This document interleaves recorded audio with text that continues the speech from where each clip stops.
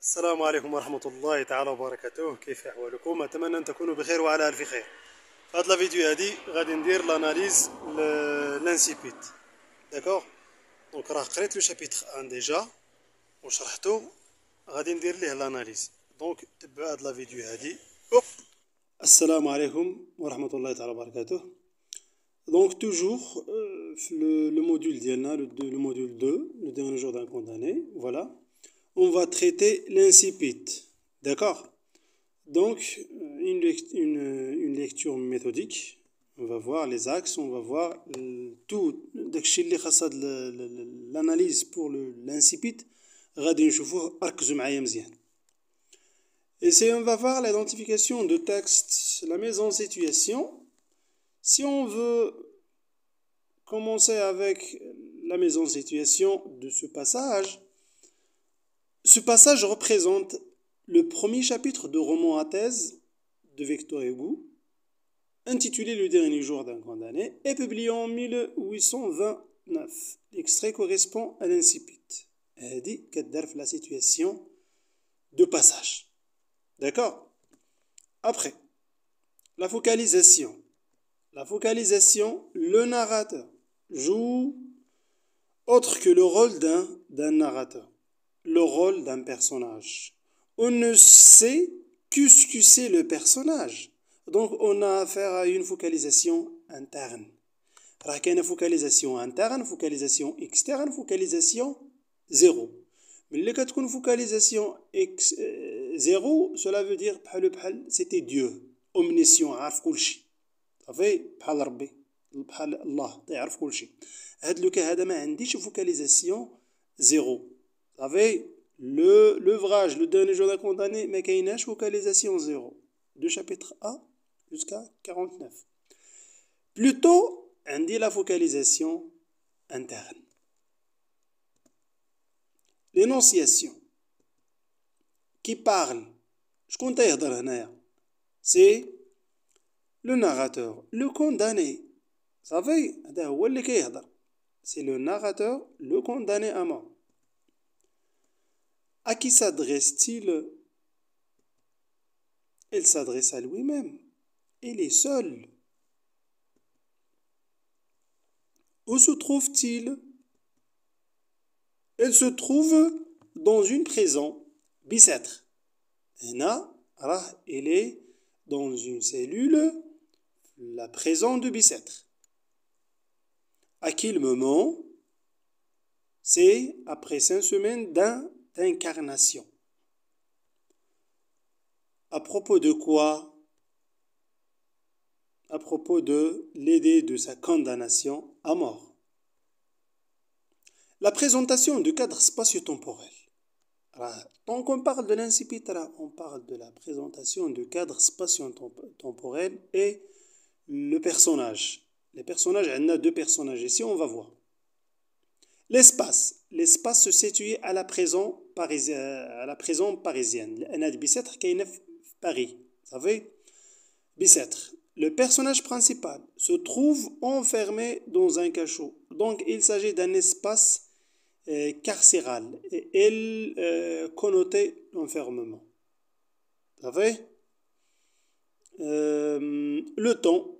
L'action se situe temporellement après 5 semaines de la condamnation à mort. C'est la semaine où le condamné va être exécuté. Vous savez, avec l'espace, c'est à Bicêtre. Avec le temps, c'est l'action se situer temporellement après 5 semaines de la condamnation. Voilà. La présentation des personnages, on a deux personnages. Le condamné, c'est un personnage anonyme. On ne sait ni son nom, ni son crime. Le crime qui a commis. Mais il y a dans le texte quelques indications qui peuvent nous permettre de l'identifier. كاينين شي حوايج في التكست اللي من خلالها غادي نعرفوا les caractéristiques ديال le personnage ديال le condamné. Chaque jour son idée. Cela veut dire c'était un penseur. شي واحد مزيان تيفكر. Ses batailles gagnées. C'est un personnage qui fait des luttes. Il est plutôt un militant. D'accord? des théâtres pleins de bruit. واش المجرم كيعرف على le théâtre. Cela veut dire c'est ici c'est un artiste. وعندنا le deuxième personnage اللي هو le soldat de garde. هذا le soldat de garde غادي يبان في la fin de texte. C'est un personnage secondaire, c'est le gardien de cachot. L'opposition entre un passé révolu et un présent insupportable. On a le passé اللي هو glorieux, اللي هو زوين إيجابي, وعندنا le présent اللي هو خايب, bien sûr pour le condamné. Un présent insupportable. هذا الحاضر لا ما مزيانش insupportable. Le présent de personnage est insupportable car il est fatalement condamné à mort. Le présent ne peut faire qu'une seule chose, c'est d'attendre la mort. اللي هو في الحبس juste كيتسنى الموت. Le présent est souligné par le temps verbal de présent de l'indicatif. J'habite, je suis. هادشي تنتوشي وكنلمسوه في l'utilisation le présent de l'indicatif. Je suis, j'habite. Le présent est signalé aussi par cette phrase. Maintenant, je suis captif. الآن صرت مقيد. Donc le temps, le présent est un temps de captivité et de solitude. Et le présent, c'était le temps de captivité idéal, la solitude. Le passé révolu. Voilà. Pour échapper à son pénible présent, le condamné évoque son passé paradisiaque. باش انه يخرج من داك لو بريزون ديالو اللي هو insupportable ولا pénible. Le condamné بقى تيعاود لينا لو باسي الباراديزياك اللي هو زوين, زعما داير باراديزياك مزيان, باراديزياك جاي من البارادي الجنة زعما جناوي ولا, qui se caractérise par la joie, la chaleur humaine et surtout par la liberté.